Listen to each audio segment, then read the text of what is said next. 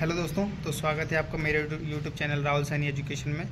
और जैसा कि मैंने जो वीडियो डाली थी एक अप्रेंटिस के ऊपर, रेलवे अप्रेंटिस के साथ साथ कैसे गवर्नमेंट जॉब लग गई, तो इसके ऊपर वीडियो डाली थी। इस पर कई दोस्तों के कमेंट्स आ रहे हैं, बार बार वो लोग सवाल पूछते रहते हैं। तो आज हम उसी वीडियो में जितने लोगों के कमेंट्स हैं उनके आंसर देने के लिए ये वीडियो बना रहे हैं, ठीक है, ताकि उन लोग के जो क्वायरी हैं वो सॉल्व हो सके, और वैसी क्वायरी कई और लोगों की होगी तो उनकी भी क्वायरी सॉल्व हो सके, ठीक है। तो मैं सबसे पहले कमेंट देता हूँ। सबसे पहले कमेंट जो है वीडियो पे वो किसका है, गौरव सरकर रसगुल्ला, ये भाई हैं अपने। तो इनका कमेंट है, एज मेरा 26 हो रहा है, क्या अप्रेंटिस कर सकता हूँ।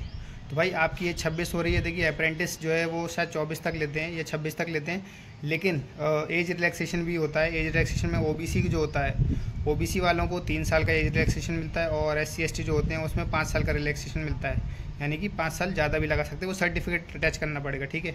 तो अगर वो लग रहा होगा अप्रेंटिस के फॉर्म में तो आप उसको लगाकर अप्रेंटिस में अप्लाई कर सकते हैं, ठीक है।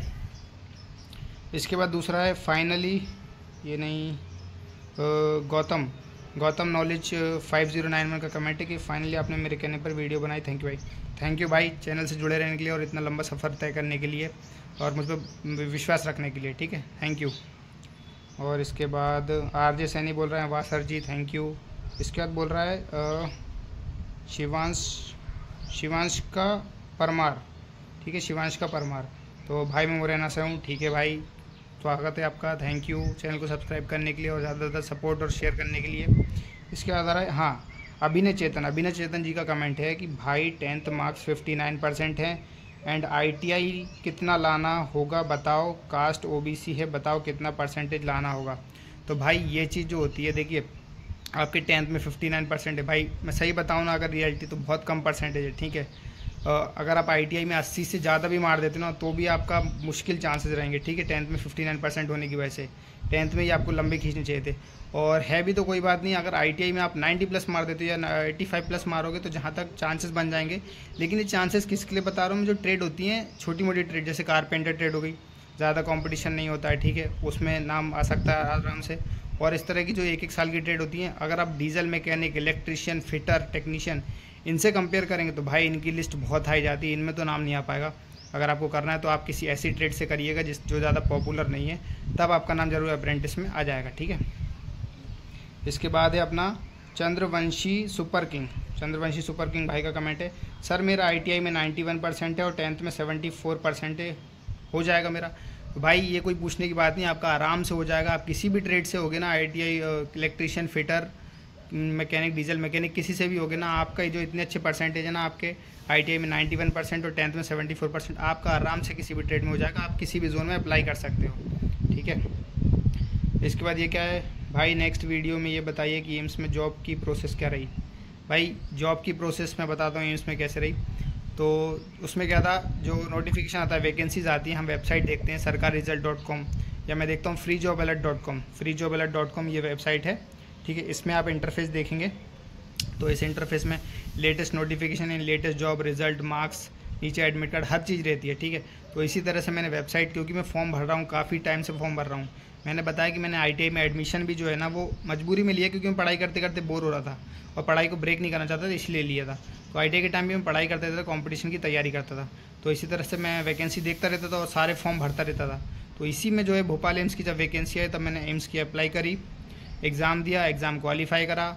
2 पोस्ट में भरा था मैंने, MTS में और LDC में, दोनों में मेरा सिलेक्शन हुआ। LDC में टाइपिंग निकालनी थी, वो टाइपिंग में क्वालिफाई कर गया, और दोनों में जनरल कैटेगरी में सिलेक्शन लेके, मतलब मुझे अपनी OBC कैटेगरी की ज़रूरत ही नहीं पड़ी, ठीक है। तो इस तरह से आप ये वेबसाइट जो है इसको रेगुलर देखा करिए और तैयारी करते रहिए, सारे सब्जेक्ट को अच्छे से करिए, और बस जब भी वैकेंसी जहाँ भी निकले, ये नहीं सोचना कि यार यहाँ नहीं मुझे जाना है तो यहाँ मैं अप्लाई नहीं करूँगा, वहाँ नहीं जाना है तो वहाँ अप्लाई नहीं करूँगा। भाई हर जगह अप्लाई करो, जहाँ वैकेंसी आ रही वहाँ अप्लाई करो और एग्ज़ाम दो। अगर एग्ज़ाम अच्छा गया, आप ऊपर वाले ने चाहा तो आपका सिलेक्शन आराम से हो जाएगा, ठीक है। क्योंकि मैं भी नहीं चाहता था कि मैं मेडिकल लाइन में जाऊँ, क्योंकि मैं कॉमर्स का स्टूडेंट हूँ और मैंने ITI करी। मतलब मेरा कुल मिला के ड्रीम जॉब जो था वो मिनिस्ट्री ऑफ रेलवे ज्वाइन करना था। मैं खुद इंडियन रेलवे ज्वाइन करना चाहता हूँ, ठीक है। इसलिए मेरे ग्रुप D में भी अच्छा परफॉर्म किया था, लेकिन वो वेटिंग से बाहर हो गया, ठीक है। तो लेकिन मैं एम्स में हो गया, मेडिकल हॉस्पिटल, मतलब मेरा बायो से तो कोई लेना देना नहीं, तब भी आज दवाइयों के नाम पढ़ रहा हूँ, बिल उनके ऑडिट कर रहा हूँ, ठीक है, चेक कर रहा हूँ। उनमें दवाइयों के नाम रहते, पता भी नहीं किस चीज़ की दवाई है, लेकिन चेक करना है मुझे।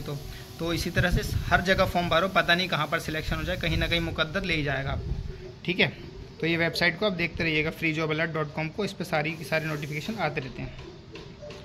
अगला क्या आ रहा है, लाइफस्टाइल विथ मैच बोल रहे हैं, मैं अप्रेंटिस कर रहा हूँ, समझ नहीं आ रहा सही कर रहा हूँ या गलत, आपके अकॉर्डिंग तो बताओ। काम कुछ नहीं है बट मैं पढ़ाई करने के लिए लाइब्रेरी ज्वाइन करूँगा। भाई जब काम कुछ नहीं है तो पढ़ाई ही करो। देखो अप्रेंटिस भी कर लोगे, मैंने पहले भी बताया, अप्रेंटिस कर लोगे, आपको रेलवे के लिए सस्ती सी लेबर जो 7,000-8,000 रुपये में, ठीक है, 1 साल उनके लिए काम करती है ना।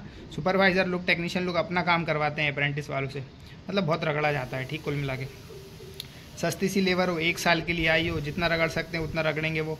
आप इससे अच्छा है कि आप वहाँ करते करते पढ़ाई करो, ठीक है, पढ़ाई करोगे, एग्ज़ाम निकल जाएगा तो अप्रेंटिस आपकी सक्सेसफुल रहेगी।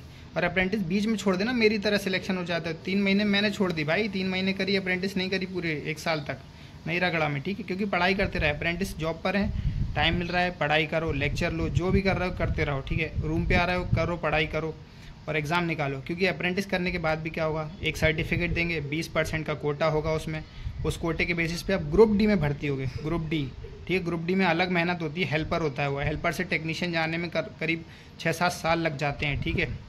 तो हेल्पर के तौर पर रहोगे लेवल 1 पे, और गलती से उसमें भाई अगर ट्रैकमैन या फिर ये मिल गई ना ओपन लाइन वाली ड्यूटी, सच में आप रगड़ दिए जाओगे, ठीक है। इतना गंदा होता है काम, मतलब इतनी मेहनत वाला होता है। इससे अच्छा है पढ़ाई करो भाई और टेक्नीशियन लेवल पे ज्वाइन कर जाओ। ITI करी है तो फिर अप्रेंटिस क्यों सोचना है, टेक्नीशियन की तैयारी करो। अब तो टेक्नीशियन का पेपर कितना आसान हो गया है, एक सिंगल स्टेज और सिलेक्शन। गलती से अगर तुक्के भी लग जाते हैं सिंगल स्टेज में ITI के और टेक्नीशियन के पेपर में, तो भी सिलेक्शन है, कोई घंटा मेहनत नहीं करनी है, ठीक है। तो आराम से पढ़ाई करो, तैयारी करो, पेपर दो।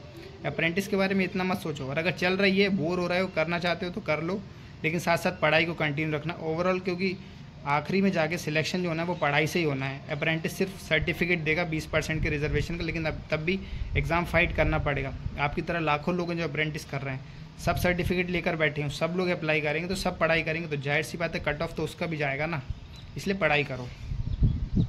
इसके बाद ये क्या है, आराम टेके 930, ये भाई बोल रहे हैं, मेरा इलेक्ट्रिशियन से ITI कंप्लीट होने वाला है, तो क्या करें, कौन सी बुक्स से पढ़ें, कौन सी जॉब्स की तैयारी करें, प्लीज़ रिप्लाई। भाई मेरे जो बुक्स और मटेरियल हैं, मेरी जो प्रोसीजर रही है, मैं उसका जो पूरा डेटा है, कौन सी बुक फॉलो करता था, किससे लेक्चर लिए हैं, क्या किया है क्या नहीं किया, किस तरह से प्रैक्टिस करी, इसके लिए मैं अलग से मेरी एक सेल्फ स्टडी किस तरह से मैंने वीडियो बनाई है, वो सारी की सारी पूरी एक वीडियो में बता दूंगा, पूरी एक समरी, मेरे जो भी सोर्सेज रहे हैं वो सब कुछ, ठीक है। और इसके अलावा जॉब्स की तैयारी तो मैंने बताया ना, गवर्नमेंट जॉब की तैयारी करते हैं, सिलेबस सबका सेम होता है, पढ़ाई सबकी करते हैं, तो जाहिर सी बात है सब जगह अप्लाई करना, बस फॉर्म आपको सब जगह अप्लाई करना है, कहीं ना कहीं पर आराम से सिलेक्शन हो जाएगा, ठीक है। अगला देखते हैं ये क्या है, रेलवे टारगेट्स 9792 बोल रहे हैं, सर मेरा फिटर अप्रेंटिस में सिलेक्शन हुआ है, करें या ना करें। भाई अगर फिटर में अप्रेंटिस में सिलेक्शन हो ही गया है तो फिर कर लो ना, लेकिन ये है कि पढ़ाई को मत छोड़ना बिल्कुल भी, मैंने जैसा कहा है, ठीक है। अप्रेंटिस करते करते पढ़ाई करते रहना, 1 साल तक आपने अच्छी तैयारी कर ली ना अप्रेंटिस के टाइम से, तो फिटर की क्या है ना, फिटर की बहुत वैकेंसी आती हैं अभी, बल्कि DRDO में आई है, ठीक है, वैकेंसी आई, DRDO बोल रहा हूँ, इंडियन नेवी सिविलियन में वैकेंसी आई हैं कई सारी, और BHEL में आई इस फिटर की बहुत सारी वैकेंसी, और अलग अलग जगह फिटर, इलेक्ट्रिशियन, इनकी तो वैकेंसी रेगुलर भर भर के आती हैं, ठीक है। तो बस जितनी जगह वैकेंसी आ रही है ना, अप्लाई करते जाओ, तैयारी को कंटिन्यू रखो, सिलेक्शन आराम से हो जाएगा। बस पढ़ाई में ब्रेक नहीं लेना, और डीमोटिवेट नहीं होना कि 1 साल हो गया सिलेक्शन नहीं हो रहा। भाई मुझे खुद 3 साल लगे सिलेक्शन लेने में, ठीक है, तो डीमोटिवेट नहीं होना 1-1.5 साल में। और अगला क्या है, लेट्स स्टडी, ये भाई अपना बोल रहा है, अप्रेंटिस करने का कोई फ़ायदा नहीं है, इससे अच्छा भाई की तरह पढ़ाई करो और नौकरी थैंक यू भाई ऐसा आपने सोचा, लेकिन पढ़ाई तो करनी पड़ेगी, और बोर होने के लिए अप्रेंटिस तो जाहिर सी बात है, अगर बोर हो रहा है तो कर लो, वरना ITI है, टेक्नीशियन बन सकते हो, तो क्यों हेल्पर के लिए मेहनत करनी है भाई ज़बरदस्ती में, ठीक है। तो इस वीडियो के हमने सारे के सारे कमेंट्स के रिप्लाई दे दिए हैं। अब हम अगली कोई वीडियो लेकर आएंगे, उस वीडियो में हम क्या करेंगे, जो हमारी पुरानी वीडियोज़ हैं उनके कमेंट भी हमने अभी तक नहीं दिए हैं, तो अगली जो वीडियो लेकर आएंगे उसमें उन सारी वीडियोस के कमेंट हम एक एक करके कमेंट कर देंगे, और जिसको भी आप कोई नए कमेंट हो, वो ये जो वीडियो है, ये कमेंट वाली वीडियो, इसमें अपने सवाल पूछता जाए, और अगली जो वीडियो लेकर आऊँगा मैं, हो सकता है मैं इसके सारे कमेंट्स के रिप्लाई दे दूँगा और सारी क्वेरी सॉल्व कर दूँगा, और एक मेरे सोर्सेज़ की जो वीडियोज़ है वो मैं लेकर आऊँगा, ठीक है। Thank you. तो चैनल को ज़्यादा से ज़्यादा सब्सक्राइब करो, शेयर करो और मुझे सपोर्ट करो। Thank you. आपका